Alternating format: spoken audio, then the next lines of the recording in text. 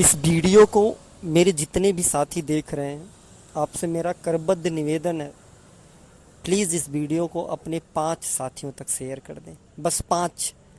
एक बार पुनः उत्तर कुंजी पीड़ित जो परिवार है, उनकी बात एक बार बुलंद हो सके।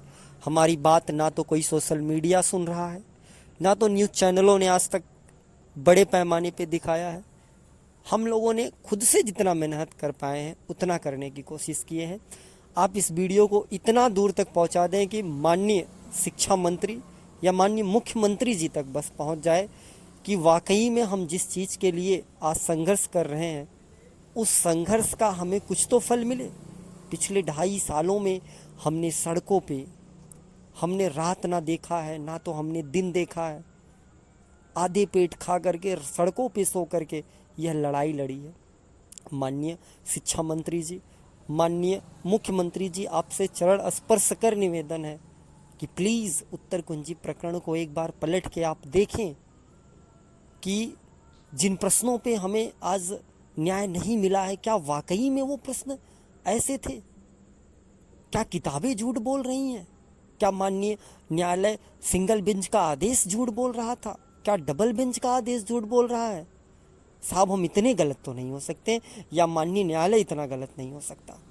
आपसे मेरा निवेदन है कि सर्वोच्च न्यायालय की इस लड़ाई में आप जरा सा भी अगर ध्यान देंगे और इन प्रश्नों को एक बार जांच कमेटी तक पहुंचा दें, सारी चीज़ें क्लियर हो जाएंगी। अगर हम गलत हैं तो हमें हमारे हाल पे छोड़ दिया जाए, और अगर हम सही हैं तो प्लीज़ हमें न्याय दे दिया जाए, क्योंकि अब इससे ज़्यादा लड़ पाने की क्षमता धीरे धीरे ख़त्म होती जा रही है।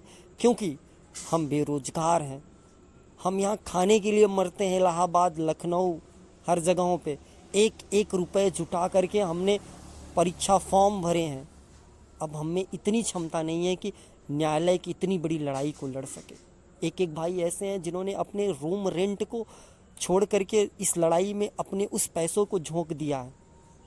किसी ने अपनी ना तो बीमारी देखी है, 4-4 बार लोगों को कोरोना हुआ, कोविड हुआ, हर एक परेशानी में हम इस प्रकरण को जिंदा रखें। जहाँ तक मेरी आवाज़ पहुँच रही है, प्लीज़ इस वीडियो को इतना तो शेयर कर दें कि किसी आला अधिकारी तक तो पहुँचे, किसी को तो नज़र में आए हम कि हाँ, एक प्रकरण है 69,000 शिक्षक भर्ती में जो सबसे हाईलाइटेड था, जिनमें सीधे सीधे 5 से 6 प्रश्नों पर आपत्तियाँ थी, जिनका निस्तारण आज तक नहीं हुआ। सिर्फ और सिर्फ किसके? आला अधिकारियों की गलतियों की वजह से किसी और की गलतियों की सज़ा हम अभ्यर्थियों को मिल रही है, जबकि उसमें हमारा बिल्कुल गलत नहीं है। हमने तो सही मान करके आंसर लगाया, लेकिन पता चलता है कि वो आंसर ही गलत मान दिया गया।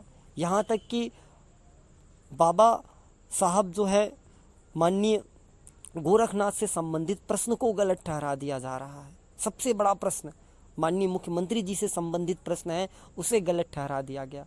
क्या उन्हें न्याय नहीं मिलना चाहिए? क्या उनका न्याय मिलना ज़रूरी नहीं है?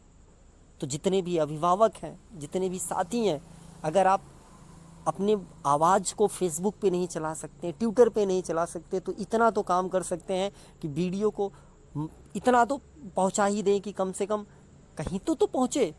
कम से कम 1000, 2000, 10,000 लोग तो जाने कि प्रकरण आज भी जिंदा है। और अगर आपने इस तरीके से शिथिलता दिखाई तो ये मान के चलें कि हम इसी प्रकार से जितना संघर्ष किए वो हमारा संघर्ष बेकार हो जाएगा। इससे ज़्यादा मैं कुछ नहीं कहूँगा। आप इस वीडियो में जो दृश्य देख पा रहे होंगे, वो सारे वो दृश्य हैं जो आप पूरे उत्तर प्रदेश के अलग अलग जनपदों से, कोई ट्रक में बैठ के आया था, तो कोई रोडवेज में खड़ा होकर के आया था, कोई नमकीन और बिस्किट खा करके दिन और रात गुजार दी थी, तो कोई भीगते हुए घर गया था। मुझे याद है वो दिन बारिश हुई थी तो पल्ली तान करके उसके नीचे लखनऊ या सीआरटी में धरना दिया गया था। मुझे याद है चाय पी करके प्रयागराज की सड़कों पे हमने लड़ा था।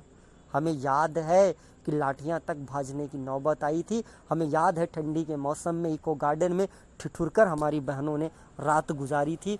किस प्रकार से संघर्ष किया था, वो संघर्ष कभी भूला नहीं जाएगा। माननीय मुख्यमंत्री जी, माननीय शिक्षा मंत्री जी से हर एक अभ्यर्थी पीड़ित का यह निवेदन है कि प्लीज़ इस प्रकरण को जरा सा आप अपनी छत्र छाया में ले और हमें न्याय दें। मिलेंगे फिर से एक नई सूचना जानकारियों के साथ। तब तक के लिए आप सभी साथियों का बहुत बहुत धन्यवाद।